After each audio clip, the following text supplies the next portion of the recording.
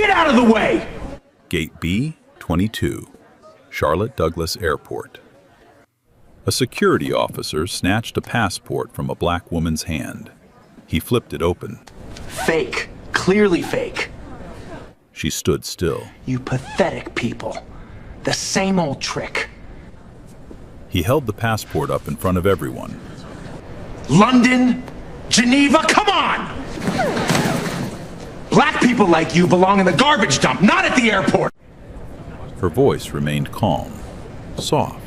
Sir, this passport is valid. He laughed in her face. Valid? You disgust me. The only thing that's valid here is my right to prevent filthy people like you from boarding this plane. He shoved it into the shredder. The blades screeched. The blue cover crumbled into shreds.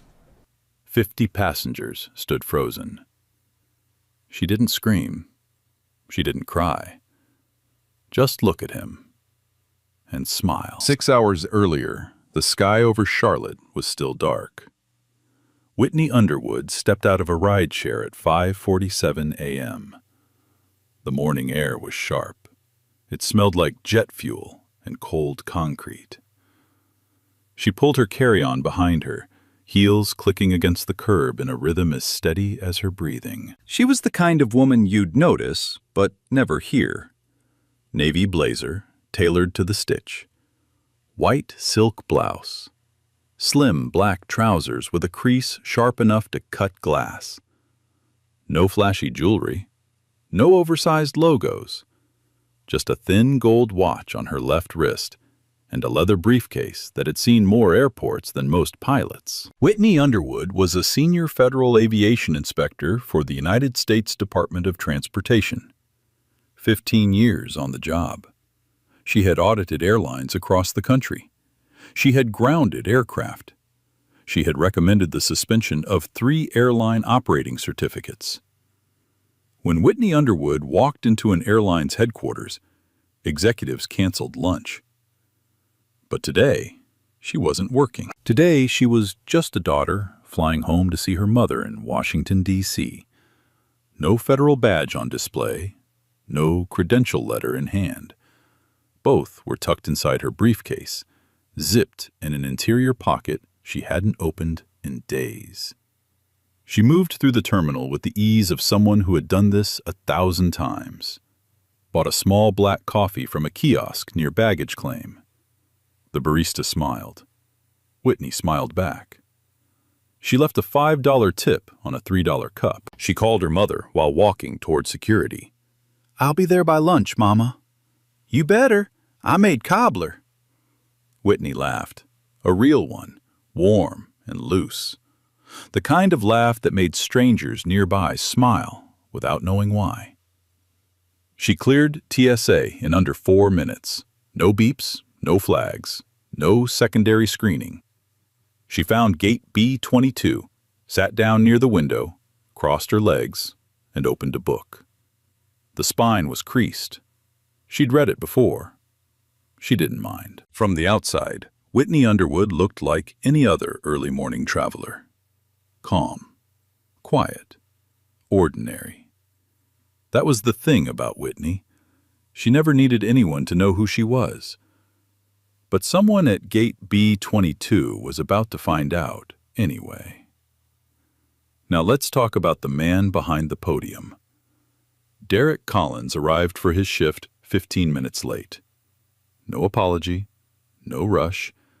He strolled into the gate area with a coffee in one hand and his Summit Air lanyard swinging from his neck like a badge of honor. 6 years on the job. Senior Gate Agent. He liked the title. Liked the way it sounded when he corrected newer employees. Liked the small kingdom his podium gave him, the power to let people through or hold them back.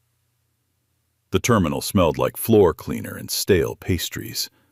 Derek didn't notice. He never noticed things that didn't serve him. He logged into his terminal, scanned the flight manifest, yawned. A white businessman walked up. Boarding pass wouldn't scan. Derek smiled, tapped a few keys, and fixed it in seconds. "No worries, sir. Happens all the time. 3 minutes later, a young black woman in athleisure approached. Same problem. Different response. Derek took her pass, held it at arm's length, squinted like he was reading ancient scripture. ID. She handed over her driver's license. He studied it, flipped it over, studied it again. Step aside. I'll get to you. She stepped aside. She didn't argue. She didn't ask why. She just moved, like she'd been moved before. Nobody said a word, but someone was watching. Brenda Hayes had been sitting near the window for 40 minutes. Retired schoolteacher from Raleigh, 62 years old, traveling to Baltimore to see her grandkids. She had watched Derek handle 8 passengers in a row. She didn't need a clipboard to see the pattern. White face, smile, scan, go. Black face, pause, inspect, wait. Her fingers tightened around the armrest, her jaw clenched. The overhead speakers crackled with a gate change announcement. Fluorescent lights buzzed above like trapped insects. Brenda looked at Whitney across the waiting area, then back at Derek. She whispered to herself, "Lord, don't let this man start something today." But the Lord, it seemed, had other plans. The boarding announcement came at 6:58 a.m. Summit Air Flight 1482 to Washington, D.C., now boarding Group 1. Whitney closed her book, slipped it into her briefcase, stood up, smoothed her blazer, and joined the line. She was Group 2, but the line was short. She'd be at the podium in minutes. The terminal hummed with the usual morning chaos. Rolling suitcases clattered across tile floors. A baby cried somewhere near gate B24. The smell of cinnamon pretzels drifted from a cart down the corridor, mixing with recycled air conditioning that tasted faintly metallic. Whitney didn't rush. She never rushed. She stood with her boarding pass in one hand and her passport in the other, waiting, patient, like she had waited 1,000 times before at 1,000 different gates. The line moved. 1 passenger, 2, 3. Each one scanned and waved through.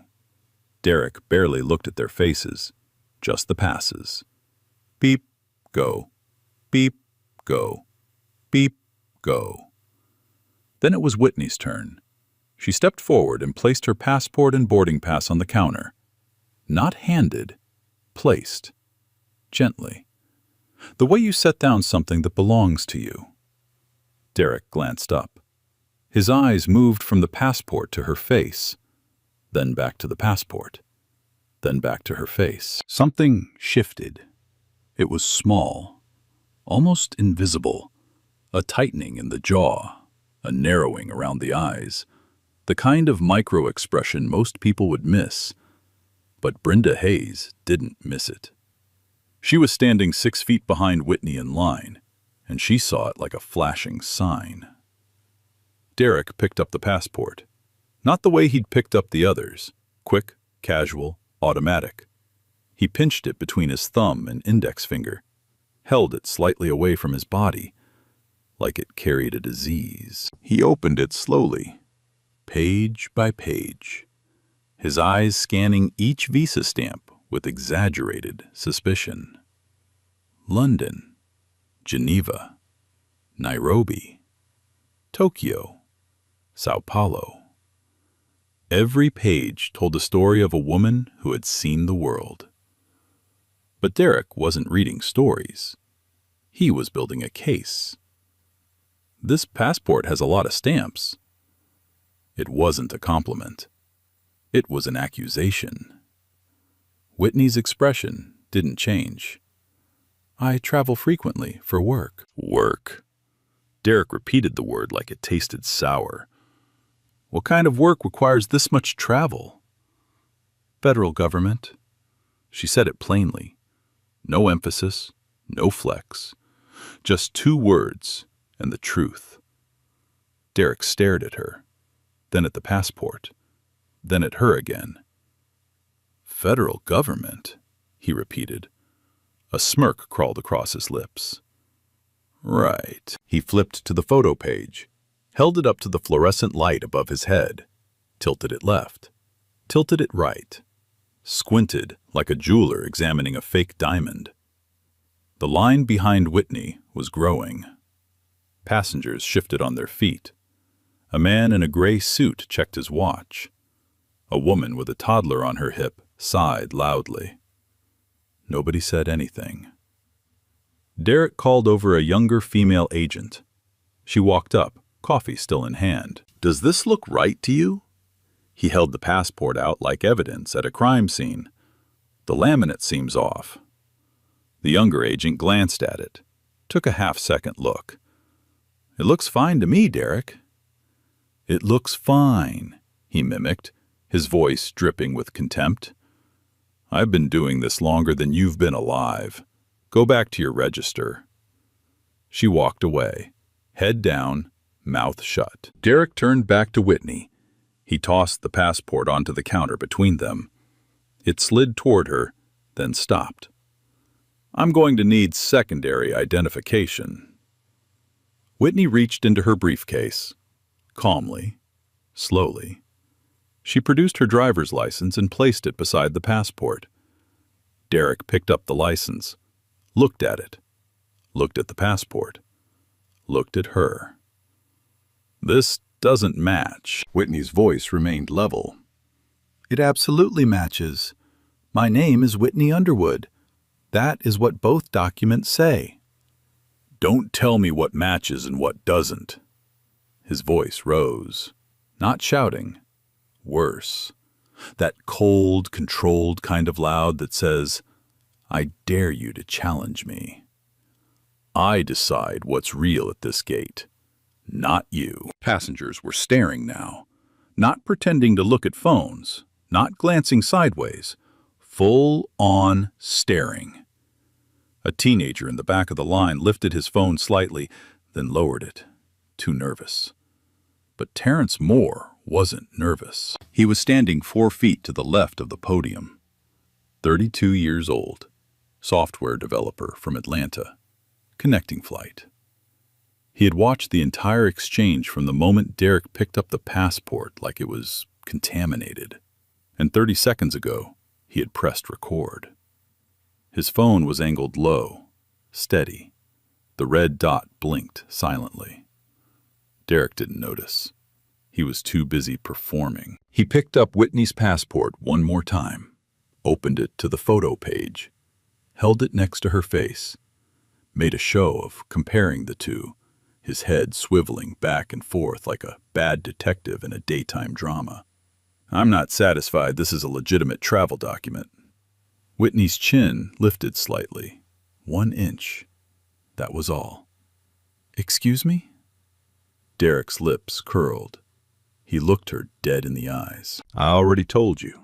Black folks like you don't fly to places like London and Geneva. Your kind belongs in rat holes, not on my aircraft." The gate area went cold. Not quiet. Cold. The kind of silence that presses against your eardrums. A child tugged on his mother's sleeve. She pulled him close without a word. Brenda Hayes put her hand over her mouth. And then Derek did it. He turned to the podium, picked up Whitney's passport with 2 fingers, and fed it into the desk-mounted document shredder behind the counter. The machine screamed, a high-pitched mechanical shriek that echoed across the gate area like a siren.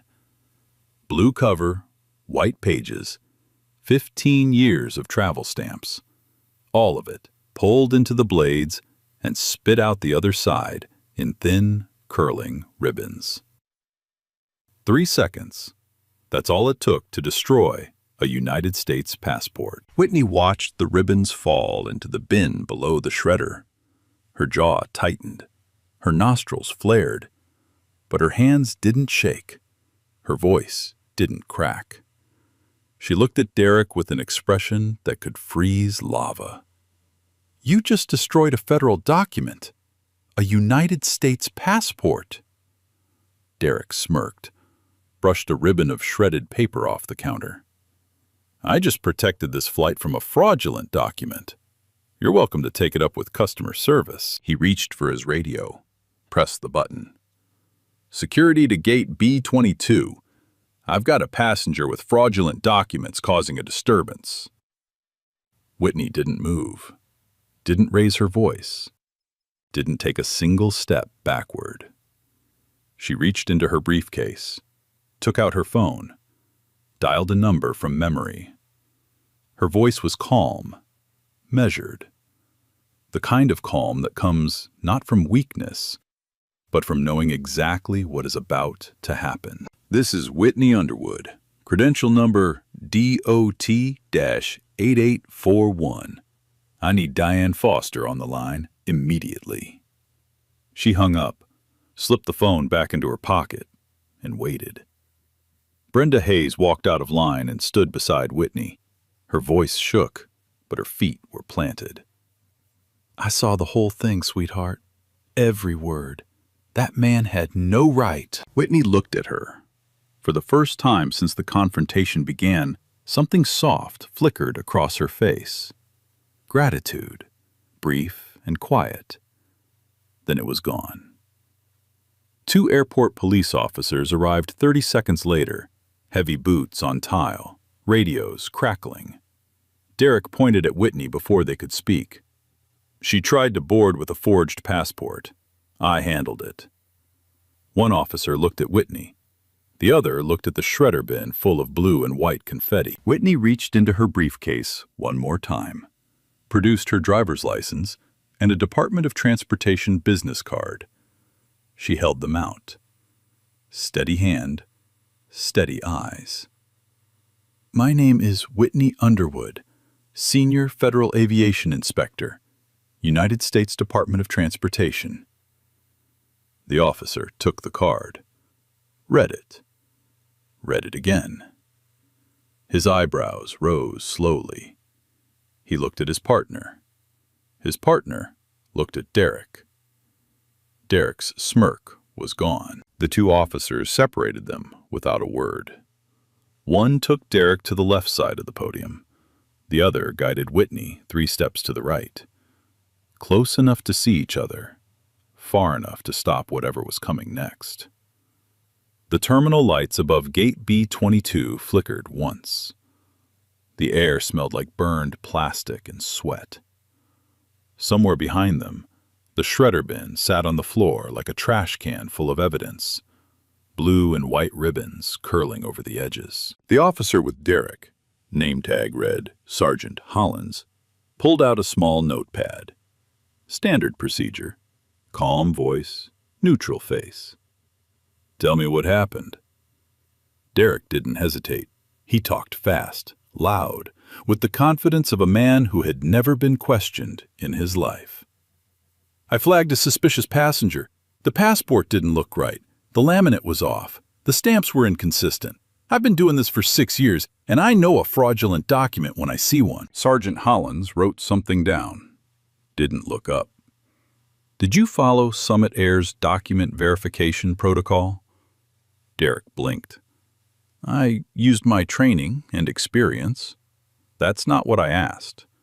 Did you call the TSA document verification hotline before destroying the passport?" Silence.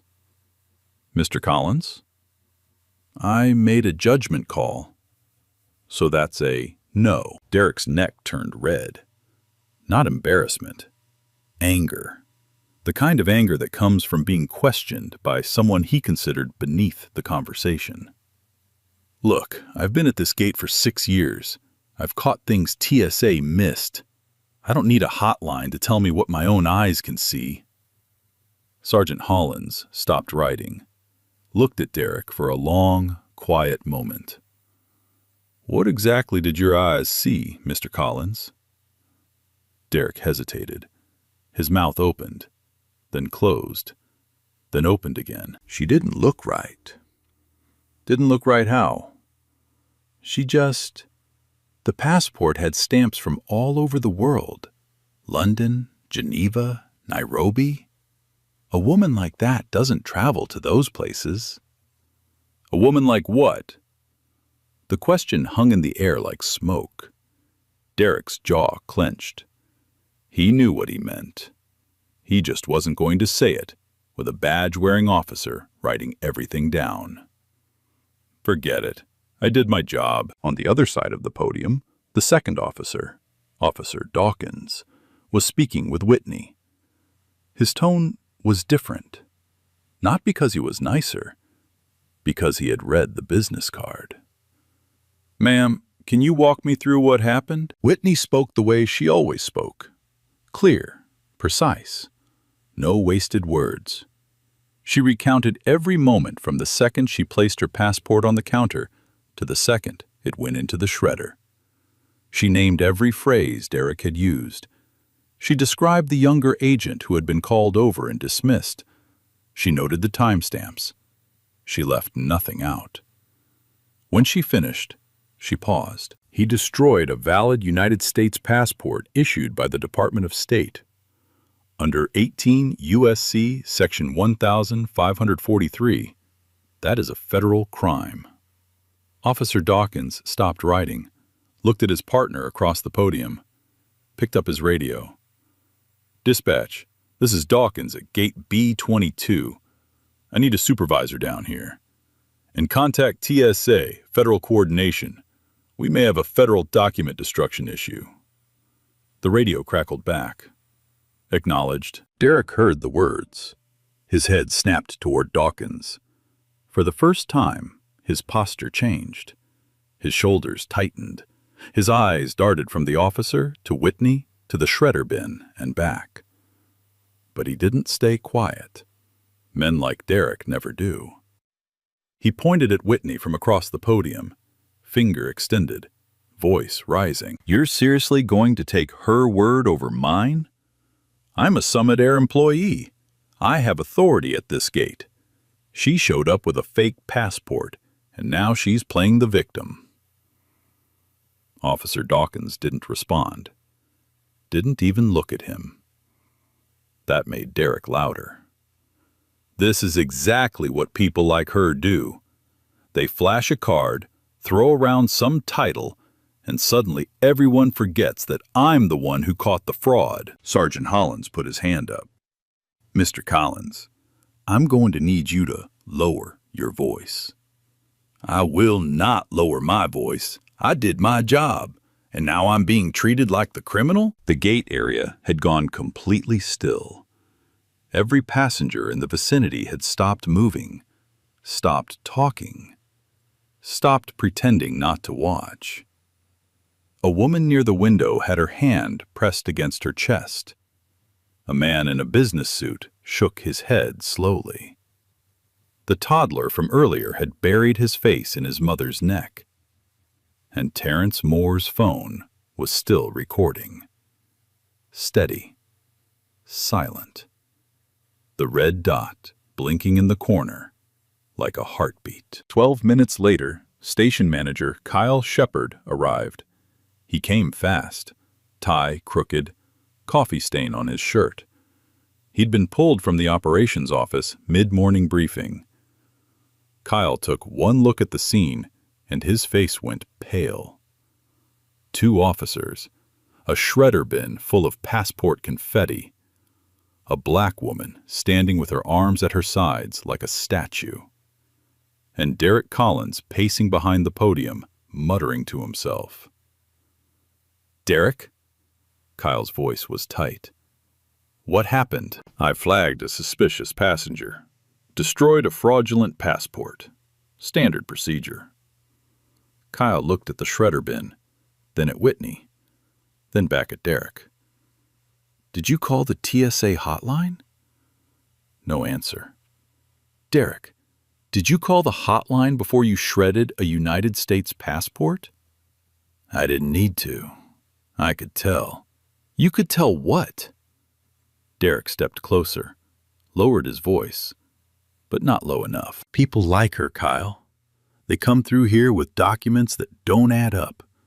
Somebody has to do something. You know how it is. Kyle flinched. Actually, flinched. Like the words had reached across and slapped him. He stepped back, pulled out his phone, dialed Summit Air Corporate. While Kyle made the call, something else was happening. Something Derek couldn't see, couldn't hear, and couldn't stop. Terrence Moore had ended the recording. 4 minutes and 38 seconds. Every word, every sneer, every ribbon of shredded passport. He opened Twitter, typed a caption, and hit post. Airport gate agent just shredded a black woman's passport in front of everyone. Charlotte Airport. At Summit Air, explain this. Hashtag Shreddergate. Within 15 minutes, the video had 50,000 views. Within 30, it had 200,000.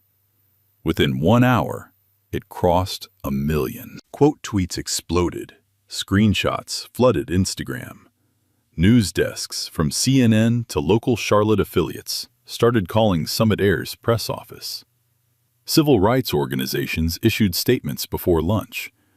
The hashtag climbed, first trending in Charlotte, then North Carolina, then nationally. Hashtag Shreddergate. 2 words, 1 video. A career in freefall. But Derek didn't know any of this yet. He was still in the gate area, arms crossed, convinced he was right. Back at the airport, the pressure was building from every direction. Summit Air Corporate called Kyle Shepard directly. They had seen the video. A senior vice president was on the line. The instruction was immediate and absolute. Remove Derek Collins from the gate area. Place him in a non-public location. Do not let him speak to passengers, press, or anyone with a phone.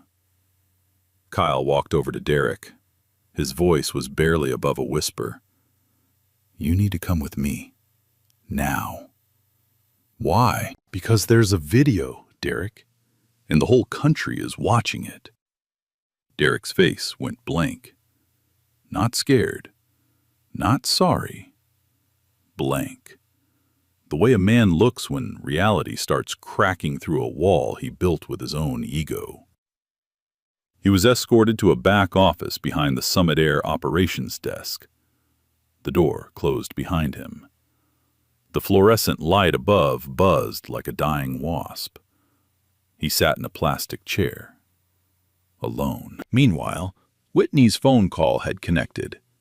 Her colleague had reached Diane Foster, Regional Director of the Department of Transportation's Office of Aviation Consumer Protection. Diane was already in Charlotte for a separate meeting. She was in a car, headed to the airport. 2 TSA federal air marshals stationed at the airport received a briefing from Sergeant Hollins. They arrived at Gate B-22 within minutes. Badges visible, faces unreadable. Flight 1482 was delayed. The gate agent's podium was empty. Passengers sat in rows of plastic chairs, whispering. Some scrolled through their phones, watching the same video they had just witnessed in person. The surreal loop of living through something and then watching it go viral in real time. Several passengers approached Officer Dawkins voluntarily. They gave statements. Every single one confirmed the same story. Every single one used the same word. Unprovoked. Brenda Hayes was the last to give her statement. She sat down across from Dawkins, folded her hands in her lap, and spoke in the steady, measured voice of a woman who had spent 30 years teaching children right from wrong. That man didn't check her passport. He attacked her. And he did it because she was black. I watched him let white passengers through with a smile. That woman got nothing but hate. She paused, Her eyes were wet. "I'm 62 years old. I've seen this my whole life. But I've never seen someone destroy a passport right in front of a person's face like that. That wasn't security. That was cruelty." Dawkins closed his notepad, nodded once. "Thank you, ma'am."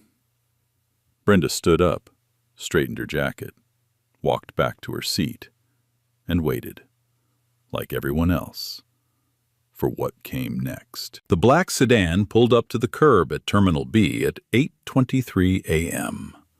Diane Foster stepped out before the driver could open her door. Dark gray suit, federal ID badge clipped to her left lapel. Black heels that cracked against the pavement like a judge's gavel. She moved through the terminal entrance with the kind of walk that made automatic doors feel slow. She didn't stop at the coffee kiosk, didn't check the departures board, didn't look at her phone. She already knew everything she needed to know. Her assistant had briefed her in the car. Credential number DOT-8841. Whitney Underwood. Passport destroyed by a gate agent at B-22. Video going viral. Diane had been with the Department of Transportation for 22 years. Regional Director of the Office of Aviation Consumer Protection. She had shut down airline operations in 4 states. She had testified before Congress twice. She had made grown men in boardrooms cry with nothing but a manila folder and a calm voice. Today, she wasn't calm. Today, she was furious. And the only thing more dangerous than Diane Foster angry was Diane Foster angry and quiet. She reached the Summit Air Operations Area in under 4 minutes. Sergeant Hollins met her at the door. He had been expecting her. One look at the federal badge, and he stepped aside. "Ma'am?" "Where's the employee?" "Back office. End of the hall." Diane didn't go to Whitney first. She went straight for Derek. The door opened without a knock. Derek looked up from his plastic chair. His eyes were red. Not from crying, from staring at the wall for 2 hours, replaying the morning in his head, and still somehow believing he was right. Then he saw the badge. U.S. Department of Transportation. His mouth opened slightly. No sound came out. Diane didn't sit. She stood in the doorway, filled it. Her voice was low, steady, and sharp enough to cut bone. "My name is Diane Foster, Regional Director, United States Department of Transportation, Office of Aviation Consumer Protection." She let each word land like a footstep in an empty church. Derek gripped the edges of his chair. His knuckles turned white. "The woman whose passport you destroyed this morning is Senior Federal Aviation Inspector Whitney Underwood. She has the authority to ground aircraft. She has the authority to suspend airline operating certificates. She has the authority to recommend federal criminal charges against airline personnel who violate federal regulations." Diane paused, took one step into the room. "She reports directly to me." The fluorescent light buzzed. The air conditioner hummed. Derek's breathing was the loudest sound in the room. I didn't know who she..." "You didn't ask." "She didn't say." "She shouldn't have to." Diane held his gaze for 3 full seconds. 3 seconds that felt like 30. Then she turned and walked out. The door stayed open behind her. Like it didn't matter anymore. Like Derek didn't matter anymore. She found Kyle Shepard in the hallway. He was leaning against the wall, phone in hand, looking like a man who hadn't taken a full breath in an hour. "Mr. Shepard?" He straightened up immediately. Effective immediately, The Department of Transportation is opening a formal investigation into Summit Air's passenger handling procedures at this station. Kyle's phone nearly slipped from his hand. Ma'am, I assure you, this was an isolated— It wasn't. Diane cut him off without raising her voice. We've received 14 discrimination complaints against Summit Air at Charlotte Douglas in the past 2 years, most involving passengers of color. All of them resolved internally. She let the last 2 words hang. Which means buried. Kyle said nothing. There was nothing to say. Your airline has been on our watch list, Mr. Shepard. This incident didn't put you there. It just moved your timeline up considerably. Kyle swallowed hard. His Adam's apple bobbed like a fishing lure. Can I at least rebook Miss Underwood on the next available— Miss Underwood won't be needing your airline services today. Diane straightened her badge. Or possibly ever again. 20 minutes later, Whitney Underwood was escorted by airport staff to a competitor airline's gate. She was offered a first-class seat on the next flight to Washington, D.C. She accepted without comment. She picked up her briefcase, the same briefcase that held the federal badge she never needed to show. The same briefcase that held the credential letter Derek never gave her the chance to present. She thanked the officers, nodded once to Brenda Hayes, who was still sitting in the B-22 waiting area, watching everything unfold. Brenda nodded back, eyes wet, chin high. Whitney walked away, heels clicking on the tile. Steady, unhurried, the same rhythm as when she arrived, the same woman, the same walk. Nothing about her had changed. Everything about the world around her had. Back in the windowless office at the end of the hall, Derek Collins sat alone. The door was still open, but it might as well have been a cell. His phone buzzed on the table. He turned it over with shaking fingers. A text from a coworker. One line. One link. Bro, you're everywhere. He tapped the link. The video loaded. 2 million views. His face. His name badge. His voice saying words he couldn't take back, playing on loop for the entire country to hear. He tried to call his union representative. It rang 4 times. Voicemail. He tried again. Voicemail. He set the phone down, stared at the wall. The door opened. An airport police officer stepped in. No expression. No sympathy. Mr. Collins, you're being detained pending a federal referral. Do not leave this room. The door closed. The fluorescent light buzzed on. And Derek Collins sat in the silence of a life he had shredded all by himself. 3 hours. That's all it took. 3 hours from the moment the shredder screamed at gate B-22 to the moment Derek Collins stopped being a Summit Air employee. The call came at 11:14 a.m. Kyle Shepard was standing in his office, staring at the tarmac through smudged glass. His phone rang. Caller ID read, Summit Air HQ, Atlanta. He answered on the first ring. The voice belonged to Summit Air's chief operating officer. No greeting, no buffer. Collins is done. Process him out. Now. The line went dead. Kyle walked down the hall toward the back office.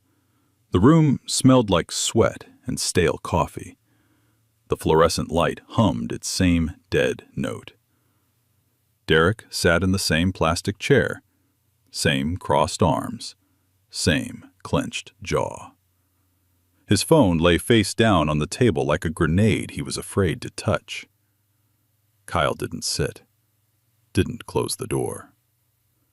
Your employment with Summit Air has been terminated, effective immediately. Derek blinked. Terminated? Yes. For what? For destroying a passenger's passport without following a single protocol. for making discriminatory statements in front of 50 witnesses and a camera, for creating the worst crisis this airline has faced in 10 years. Derek shot to his feet. The chair screeched across the floor. This is insane. That passport was suspicious. She was suspicious. Everything about her was... Was what, Derek? Silence. Finish that sentence. Because there's a video with 4 million views where you already finished it for the whole world. Derek's mouth hung open. 4 million. The number sat in the room like a third person. Kyle extended his hand. Your badge. Derek looked down at the Summit Air lanyard, the one he had worn for 6 years, the one he straightened in the mirror every morning, the one that made him feel like somebody. He pulled it over his head, held it for a moment, then dropped it on the table with a small, pathetic click. 2 security guards stepped into the doorway. They didn't speak. They didn't need to. Derek walked between them, down the corridor, past the operations desk, past the break room where his coffee mug still sat unwashed, past gate B20, B19, B18. A woman looked up from her phone, squinted, looked back down, then snapped her head back up. Oh my God, that's the shredder guy! The whisper traveled like electricity. Heads turned one by one, phones lifted, not recording, just confirming, matching the face on their screens to the man walking past them in a wrinkled uniform with no badge. Derek kept his eyes on the floor. The automatic doors opened. Charlotte morning air rushed in, thick, humid, tasting of exhaust and shame. He was outside, alone, unemployed, and the day was far from over. By 2 p.m., Summit Air released an official statement. The employee involved has been terminated, effective immediately. Summit Air does not tolerate discrimination of any kind. We are cooperating fully with federal authorities. By 3 p.m., the U.S. Attorney's Office for the Western District of North Carolina confirmed it was reviewing the case for federal charges. Destruction of a federal document under 18 U.S.C. Section 1361. Deprivation of rights under color of authority. Potential hate crime enhancement under the Matthew Shepard and James Byrd Jr. Act. Derek's attorney released a statement by evening. Mr. Collins regrets any misunderstanding and maintains he was acting in the best interest of flight safety. The internet did not accept the apology. Misunderstanding trended within the hour. Memes multiplied. Late-night hosts sharpened their monologues. Then the dam broke. 3 former Summit Air passengers came forward, all people of color. All with stories about Derek Collins at gate B22. One questioned for 20 minutes over a valid pass. One forced to unpack her carry-on in front of the entire gate. One denied boarding with no explanation. All 3 had filed complaints. All 3 complaints carried the same notation in Summit Air's system. Resolved. No action needed. 3 words. 3 passengers. 3 buried truths. None of them would stay buried much longer. The investigation began 3 days after the incident. It ended 6 weeks later. What it uncovered made the passport look like the least of Summit Air's problems. The Department of Transportation sent 4 federal auditors to Charlotte Douglas. They arrived on a Tuesday with rolling briefcases and subpoena authority. No cameras, no press conferences, just clipboards and the kind of quiet determination that makes corporate lawyers lose sleep. They started with Derek Collins's personnel file. 6 years. Annual reviews that read like participation trophies. Meets expectations. No significant issues. Then they pulled the complaint records. 9. 9 formal complaints in 4 years, all from passengers of color. One woman said he accused her of stealing her own suitcase. Another said he called security because her child's boarding pass looked altered. A man said Derek told him to go back to whatever country you came from. 9 complaints.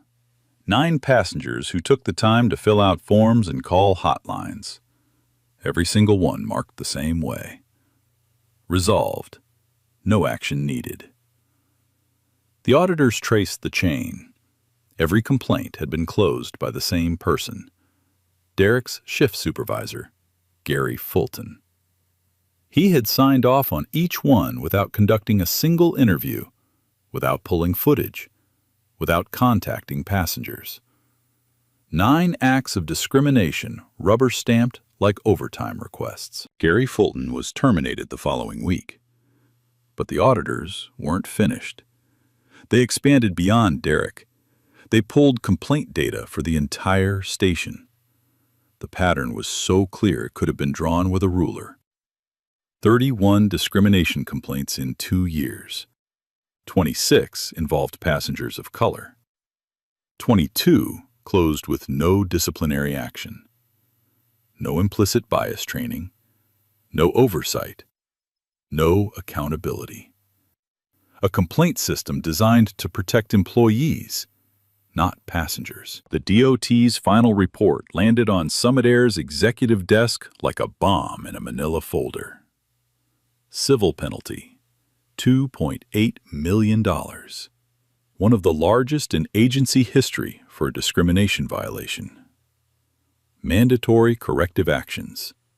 Anti-discrimination training for all customer-facing employees nationwide. Body-worn cameras at all gate podiums. Quarterly compliance reports to the DOT for 3 years. An independent ombudsman for all future discrimination complaints. Summit Air's CEO appeared in a video statement behind a mahogany desk. We failed. We failed our passengers. We failed our values. The comment section was not kind. But the fine was just the opening act. The real reckoning waited in a federal courtroom. Derek Collins was indicted by a grand jury 8 weeks after the incident.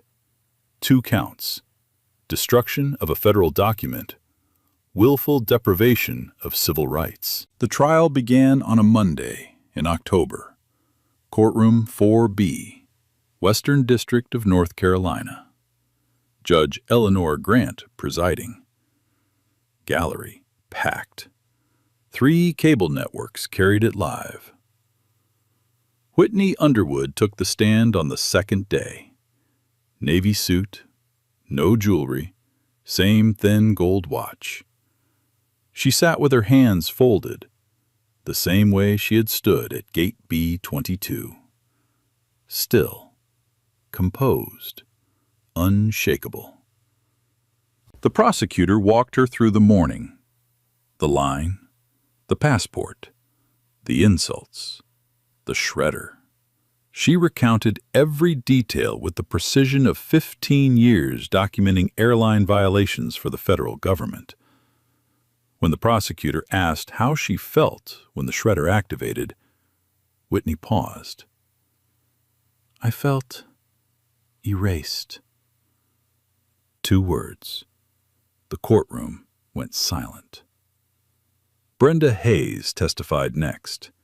Reading glasses on her forehead, purse on her lap, voice shaking, words steady. I watched that man smile at every white passenger, and I watched him treat that woman like dirt. He didn't check her passport. He destroyed it. There's a difference between doing your job and doing harm. That man chose harm. Terrence Moore's video played on the courtroom screen. 4 minutes and 38 seconds. No edits. Raw footage of a man dismantling a woman's dignity in real time. 3 jurors looked away during the shredding. 1 covered her mouth. The 3 former passengers testified, one after another. Different details. Identical pattern.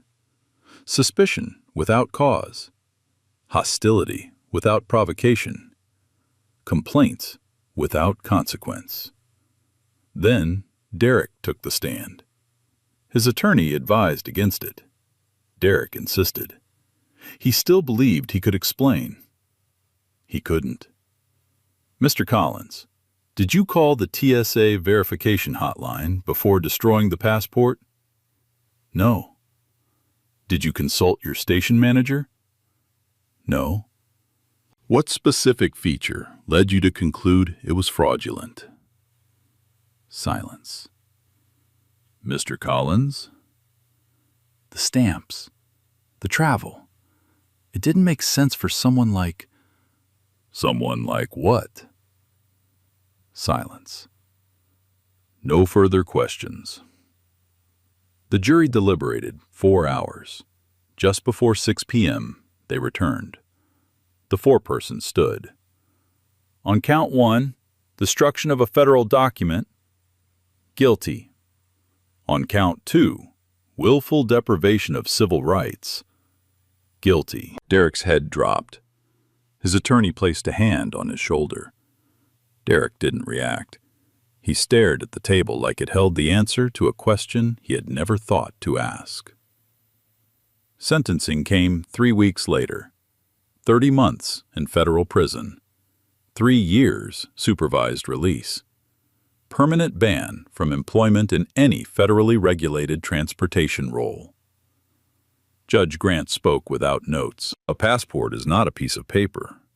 It is a declaration of citizenship, a promise made by a nation to its people, that they belong, that they are free to move, that their identity is sovereign.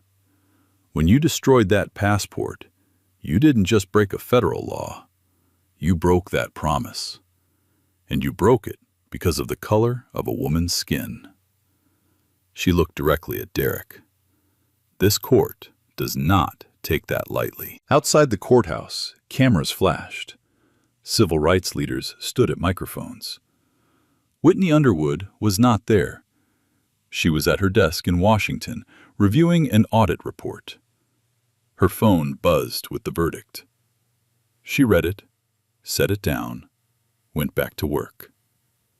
Summit Air settled Whitney's civil lawsuit for an undisclosed sum and established a $5 million fund for diversity and inclusion in the aviation industry. The hashtag trended one last time.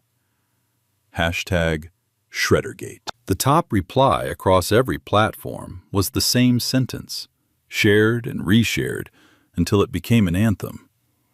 She didn't need you to know who she was. Her passport was valid either way. 6 months later, the world had mostly moved on. The hashtag faded from trending lists. The news cycle churned forward. New outrages replaced old ones. That's how it works. The internet remembers everything and cares about nothing, all at the same time. But for the people who lived through Gate B-22, nothing faded. Nothing moved on. Every detail stayed exactly where it landed. Whitney Underwood was promoted to Deputy Director of the Office of Aviation Consumer Protection, a corner office in Washington with a view of the Potomac, her name on the door. Her authority expanded. She gave one interview, just one, a national outlet, 15 minutes. The reporter asked her what she wanted people to remember about what happened at Charlotte Douglas. Whitney thought for a moment. Then she said something that would be quoted in law school textbooks for years to come. I didn't need anyone to know who I was for my passport to be valid. That's the point. A document doesn't become real when you discover the person holding it has power. It was real the whole time. The question is why it took a federal badge for anyone to believe that. The reporter asked if she was angry. I was never angry. I was tired. There's a difference. Anger runs out. Tired doesn't. She declined all other interviews. Went back to work. Kept flying, kept auditing, kept doing the job she had done for 15 years, quietly, thoroughly, without needing anyone to know her name. That was the thing about Whitney.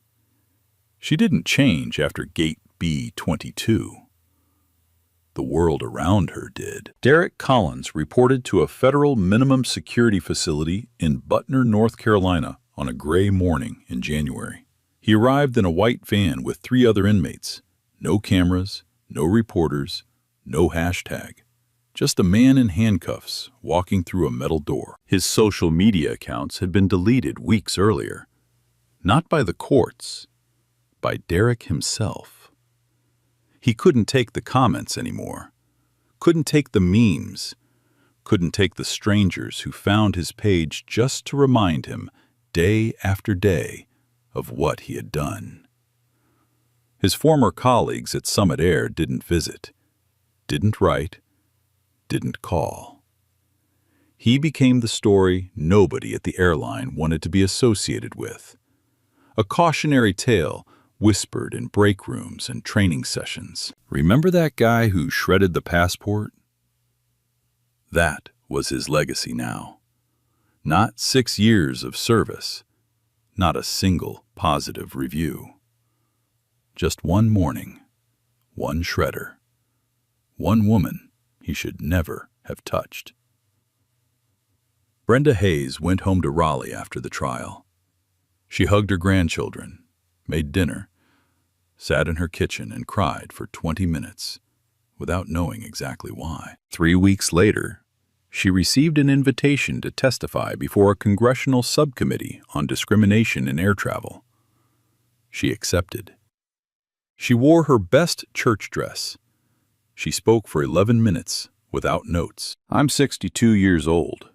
I've been flying since I was 19, and I have never once, not once, seen a white passenger's passport get shredded at a gate. Not once. So don't tell me this isn't about race. I have eyes, I have memory, and I have a voice, and I intend to use it until things change. The room gave her a standing ovation. She didn't expect it. She just nodded, picked up her purse, and walked out. Terrence Moore went back to Atlanta, went back to his software job. But the video followed him. Interview requests, podcast invitations, speaking offers. He turned most of them down, but he started a small social media account dedicated to documenting civil rights incidents in public spaces. It gained 200,000 followers in 3 months. Summit Air completed its first year of mandated reforms. Internal reports showed a 60% reduction in discrimination complaints at Charlotte Douglas. Body cameras were installed at every gate. Training sessions ran quarterly. The independent ombudsman reviewed every complaint personally. It wasn't perfect. It was never going to be perfect. But it was different. And sometimes different is where justice begins. So let me ask you something. If you were standing in that line, if you watched someone's passport get destroyed right in front of you, what would you do? Would you speak up? Would you hit record? Or would you look away and hope your flight boarded on time? Drop your answer in the comments. I want to hear it. If this story made you feel something, hit that like button. If you think someone else needs to hear it, share it. And if you're not subscribed yet, you already know what to do. I'll see you in the next one. Bro, imagine shredding someone's whole passport just 'cause they're black? Nah, that's insane. Skin color ain't nobody's resume, okay? You do not get to decide who belongs where based on how they look. That's ugly, for real. Do better.